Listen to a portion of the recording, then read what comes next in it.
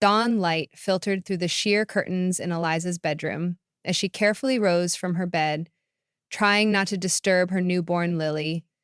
The baby's tiny face scrunched up but soon relaxed again, soothed by the lingering warmth of her mother's presence.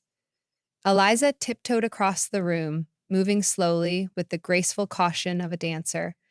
Outside, the sun had just begun its gentle ascent, turning the sky pink and gold. Though the rest of the household still slept, Eliza could already feel the familiar hum of anxiousness and excitement setting in.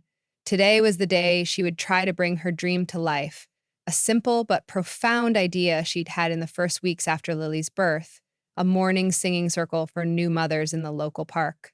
In those early weeks, she had felt alone in her exhaustion, caught in the swirl of sleepless nights and anxious days, marked by ceaseless questioning. Was Lily eating enough? Was she crying too much? What if Eliza wasn't good enough? But in the darkness of those nights, there had been one light she clung to: lullabies. She would cradle Lily in her arms, and, despite wavering confidence in her ability to calm a squalling newborn, Eliza discovered that when she sang, Lily's cries would dwindle. It was as though music created a bridge of comfort between them, an unspoken understanding that lulled them both into a space of tender calm. More than any piece of advice from a parenting book, lullabies provided a direct connection that quieted Eliza's doubts. One particularly weary night, as Eliza sat with Lily on the living room couch, singing softly while tears brimmed in her own eyes, she imagined how other mothers might be feeling this same mixture of joy and fear. She wondered if, like her, they needed a way to let their voices be heard, literally. The idea came to her like a gentle breeze. What if there were a place to gather each week, early in the morning, to sing lullabies and children's songs, to share that nurturing calm in a communal setting? She envisioned a circle on sun-dappled grass, mothers, and the occasional father or grandparent too, swaying with their infants, all experiencing that melodic solace. Now, as she dressed quietly in the early morning glow, Eliza's heart pounded with both excitement and uncertainty. She'd posted flyers around the neighborhood and a short notice on the community center's website describing a morning lullaby circle for new parents. She'd even walked around with Lily in her stroller, stopping at coffee shops and the grocery store to spread the word. But as of yet, no one had RSVP'd. Looking at the clock, she realized there were only a couple of hours until 8 a.m. Either other mothers would show up and she could finally see her idea come to fruition, or she would be sitting on a blanket, alone, trying to push her disappointment aside while singing to Lily by herself. She roused herself fully, tidied the living room just in case her husband woke up before they left, and prepared Lily's diaper bag. Adding an extra blanket and a few small plush toys, she packed a thermos of chamomile tea and a small container of homemade biscuits she'd baked the night before. Her thinking was that a warm cup of tea and a little snack might provide further comfort if anyone decided to join her. As the sun rose higher in the sky, she looked out the window, noting the faint breeze rustling the leaves. It appeared to be a beautiful day, gentle enough that babies could enjoy a bit of crisp morning air without discomfort. She felt a flicker of hope that new parents might welcome a morning outing in the park. By 7:15, she headed out. With Lily tucked into the stroller, Eliza walked the short distance to Oakview Park, her mind whirring with anticipation. The park was a lovely expanse of green, bordered by stout oak trees. Oftentimes joggers used its paths, and a small playground sat off to one side. But it was usually quiet at that hour. Eliza found a spot near the largest oak tree, one with gnarled roots that peeked out of the ground like small benches, perfect for additional seating if needed. There she spread out a patchwork blanket her grandmother had sewn years ago, then placed a few plush toys around in a friendly circle. She set her thermos and cups near one corner, and then she waited. Minutes ticked by. Apart from brisk joggers nodding hello, no one approached. Lily, nestled in the stroller, stared serenely at the shifting shadows of leaves overhead. Eliza began softly humming a lullaby, an old tune her mother had taught her as a child. Her voice carried on a gentle breeze, mingling with birdsong. Suddenly she was startled by footsteps behind her. Turning around, Eliza saw another mom cradling a tiny baby in her arms. The woman smiled hesitantly. "Hi." she said, slightly out of breath. I'm Ada. I saw your flyer at the coffee shop. She glanced around the empty space. I wasn't sure if anyone else would come or if I should even come, but I brought Sammy here and we thought we could give it a shot. Eliza couldn't stop a grateful smile from spreading across her face. I'm Eliza. Thank you so much for joining us. You're actually the first to arrive. Wasting no time, Ada settled onto the patchwork blanket, setting Sammy carefully in her lap. The baby, a girl with feathery wisps of dark hair, let out a soft squeak and fixated on Eliza's bright shirt. Eliza offered Ada a cup of tea, and they spoke in soothing tones about their baby's ages, sleeping habits, and the brand of diapers that leaked the least. In sharing these simple slices of motherhood, they found an immediate bond. They were two tired souls who understood the triumphs and worries of caring for a new life. Then a voice called, "Is this the lullaby circle?" A slender figure in a hooded sweatshirt and leggings walked tentatively over, a newborn strapped to her chest in a wrap. I'm Carolina, she said, voice tinged with uncertainty. Saw the listing online. Eliza's grin grew wider. Yes, you're in the right place. Welcome. Carolina joined the circle, and soon another mother, Janelle, arrived, balancing a baby boy and a toddler who toddled around at her feet. Each new parent brought a softness and relief that they weren't alone. By 8:15, there were 8 of them in total, each mother looking to Eliza for guidance on how to begin. Their babies either slept, gazed at the tree canopy overhead, or wriggled in arms, seemingly curious about the new faces. Eliza's excitement mixed with a touch of nervousness. Could she really lead them in a group lullaby? She remembered how the gentle melodies had soothed Lily and herself, giving her strength when she needed it most. She cleared her throat softly, gestured for the others to get comfortable, and began by explaining her simple vision. I created this circle so none of us would have to feel alone. I found solace in lullabies, and I hope you will too. Let's sing together, traditional lullabies or any sweet tune that speaks to you. Don't worry about how you sound. Let's just experience it together. A hush settled among the group, the morning sun blessing them with warm light.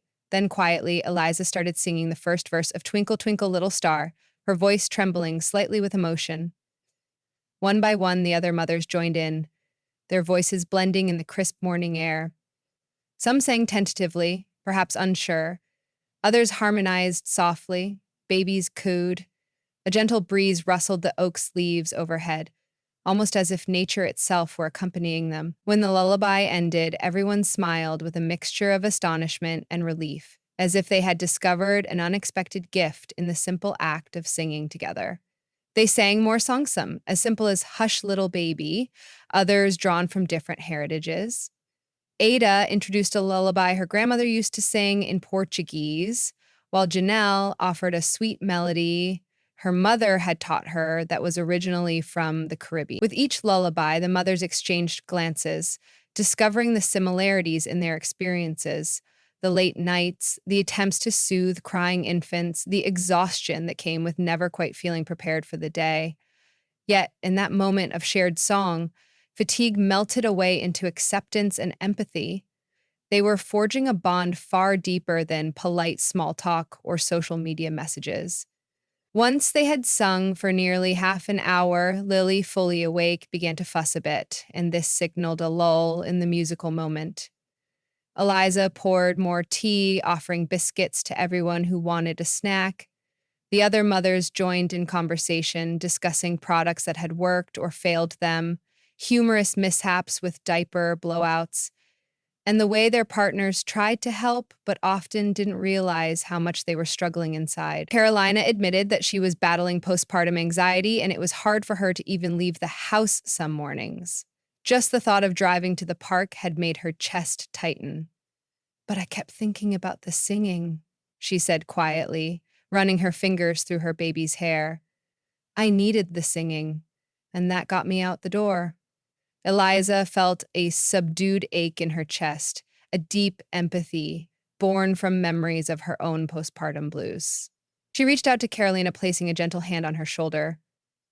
You're not alone, Eliza murmured, her voice soft. Anytime you need a friend, we're all here. The other mothers nodded in agreement, their expressions kind and understanding.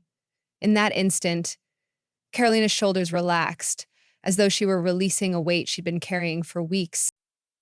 They lingered in that circle for nearly 2 hours. When the babies needed feeding, mothers nursed or bottle fed. When they needed changing, mothers discreetly handled it off to one side. Through it all, they continued to hum short melodies or sing gentle tunes that drifted across the park, inviting curious passersby to smile and occasionally wave in support. Some people even stopped to ask about joining, and Eliza gladly shared the details, her heart swelling with hope that the circle might expand. Before the group disbanded for the morning, Eliza promised to return next Wednesday at the same time, and she invited all to do the same, if they could. All parted ways with a fresh sense of companionship. Over the following days, Eliza's excitement soared. She didn't want to pressure anyone, but she also felt a calling to nurture this group. It was her second baby in a way.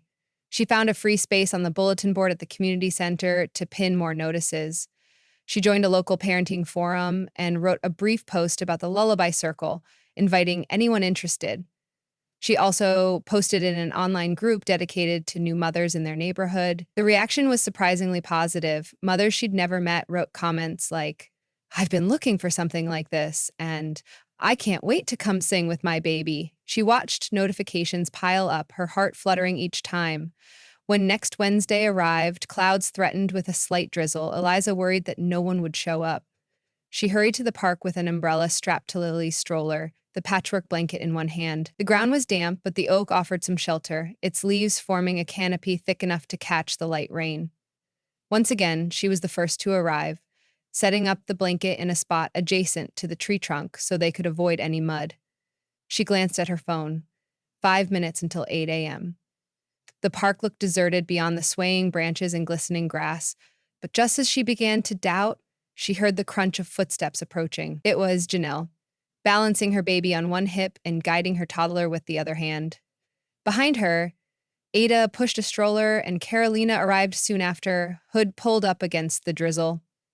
Three more mothers, new faces, emerged behind the group. One introduced herself as Farah, carrying twins in a double stroller, while two others, Mai and Rachel, were first-time moms holding newborns tightly to their chests. Excited chatter broke out as everyone settled on the blanket, shaking off raindrops and comparing baby milestones. The swirl of bright jackets and pastel baby blankets gave the circle a cozy life of its own, despite the gray sky. This time, Eliza led them in a melodic warm-up, encouraging them all to hum comfortably, to feel the resonance in their chests. She could see the tension in some mothers' faces as they worried about singing in front of strangers. But after a few seconds, the hum unified, and soon they were layering lullabies from different cultures once more. Ada offered a sweet hush tune from Brazil, Farah shared an Arabic lullaby, and Mai sang a gentle Japanese children's song. Each melody was distinct, yet they all carried the same tender message: comfort, safety, and a mother's unwavering love. While they sang, a gentle hush fell over the surrounding park, as if nature itself was leaning in to listen. A passing jogger slowed to a stop and took out her earbuds, curiosity evident in her eyes. When the track-suited woman realized it was a circle of moms singing lullabies, she softly applauded their performance. Eliza blushed but smiled appreciatively. As the jogger continued on, she called over her shoulder, "Keep at it, ladies. This is beautiful." Those few words lifted everyone's spirits. In the weeks that followed, the lullaby circle found its rhythm. Sometimes only 4 mothers showed up, on other days there were nearly 20. Words spread across social media and among mothers at pediatricians' offices, postpartum yoga classes, and lactation consultation groups. Everyone was curious about this warm, welcoming circle that met on Wednesday mornings in the shade of an old oak.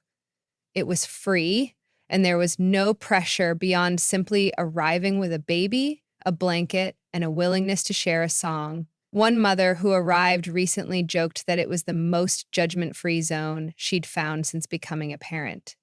Indeed, no one needed to prove themselves. They just needed to show up. Eliza watched in awe as the circle expanded. She noticed mothers swapping phone numbers, organizing carpooling, and meeting for coffee afterward if their baby's schedule allowed.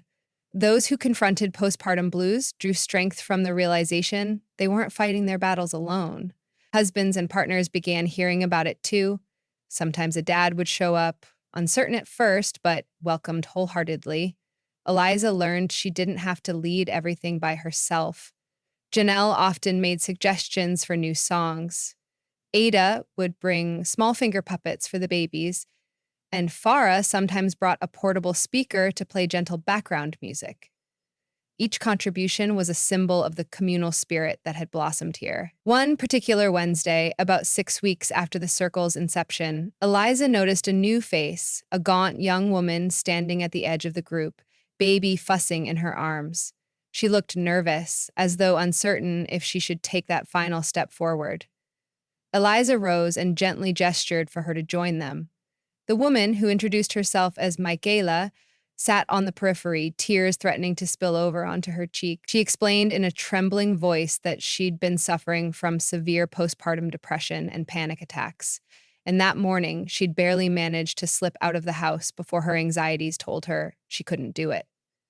"I read about your circle in the forum," she said. I needed to see if it was as comforting as people said." Everyone in the group, perhaps remembering their own uncertainties, offered a kind word or a smile. Farah handed Michaela a small crocheted rattle for her baby to hold. Ada poured her a cup of chamomile tea. Then Eliza softly started the first lullaby of the day, and before long, Michaela joined in, her voice quavering at first, but then growing steadier. She stared at her sleeping infant, tears shining on her cheeks, and she seemed to draw renewed strength from the collective voices humming around her. Once the song ended, Mikhailo exhaled shakily, a hint of a smile curving her lips. In that moment, the circle's purpose shone bright and clear, a safe haven for mothers to share the weight of new motherhood and to lift each other through gentle song. Eliza's own heart brimmed with gratitude for how this simple idea had bloomed into something so real and healing.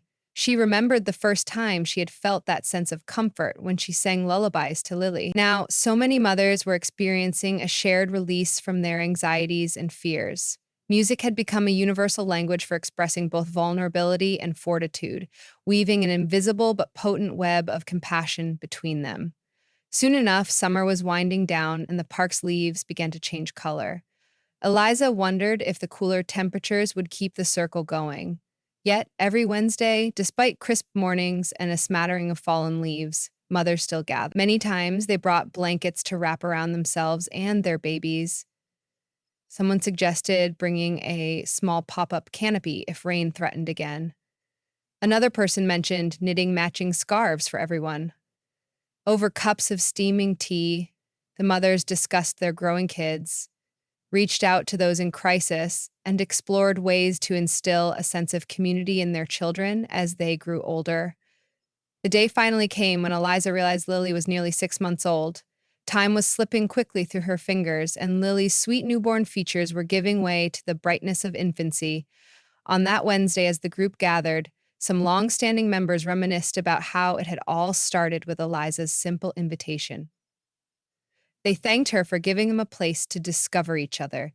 In that moment, Eliza could hardly contain her joy.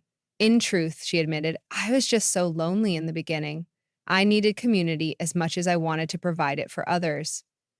Carolina, who had been with the group from the start, smiled. Well, you definitely gave it to us, she said. It's changed my life. I no longer feel isolated. I have friends, real friends, and I'm learning how to soothe my baby's tears and my own anxiety through music. Thank you for that. A murmur of agreement rippled across the group. Some mothers laughed about the times they had arrived in tears only to find themselves singing away their worries. Others brought up how the lullabies reminded them that, in the grand scheme of life, these sleepless episodes wouldn't last forever, and soon enough, their children would be singing along as well. The sense of camaraderie was so palpable that Eliza felt tears pricking at her eyes. That's the beauty of a circle, Ada observed quietly. There's no beginning or end. We feed into each other and we hold each other up. By mid-autumn, the park's leaves had turned to gold and rust, occasionally drifting down onto the patchwork blanket as they sang. The circle had become a ritual for many, a bright spot in their week. One of the members discovered indoor space at a nearby community hall they could use during the colder months. After a simple vote, they agreed that cramming themselves in a smaller space wasn't entirely the same as being under the oak, but it would keep the circle thriving during winter. That next week, they ran their last outdoor meetup before relocating inside for the season. The brilliant leaves rustled across the grass, and the morning sun cast a gentle glow. The circle was larger than ever, with mothers holding older infants, a few new parents who had just heard about the group, some supportive partners, and even a grandmother who decided to join her daughter for the day. They sang lullabies with a joyous unity that refreshed their hearts with each note. Babies cooed, giggled, or dozed in the arms of their swaying parents. Leaves fluttered down, a dazzling mosaic of amber, orange, and crimson. When it was time to wrap up, they decided to end with a lullaby that had grown to become an unofficial anthem for the group, a soft piece about love and protection that many mothers had contributed. Lines, too, from their own cultures. The lullaby started with one mother humming a phrase, followed by others layering in gentle harmonies or new lines, almost weaving different languages into one continuum of melody. As the final notes faded, Elisa closed her eyes, reflecting on how this all began, a night of frustration and fear, soothed by the simplicity of a lullaby. She'd never have imagined that quiet moment alone in the living room with Lily would spark such a gathering. Below the canopy of that grand oak, the group of mothers and babies embraced one another or simply smiled with shared understanding. Some mothers exchanged phone numbers for meetups outside the circle.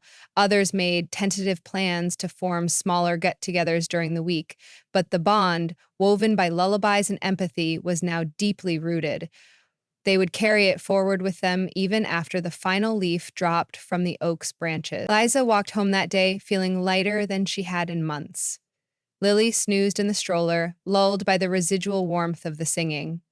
Though evening would come with its challenges, fussy cries, diapers to change, bottles or nursing sessions, and the never-ending to-do list, Eliza felt equipped with a sense of calm. The circle's harmonies echoed in her mind, and she realized that while motherhood was often overwhelming, she was never truly alone. She now had a tapestry of voices and hearts to remind her of that, and whenever Lily fussed or whimpered in the night, Eliza knew exactly where to turn for solace.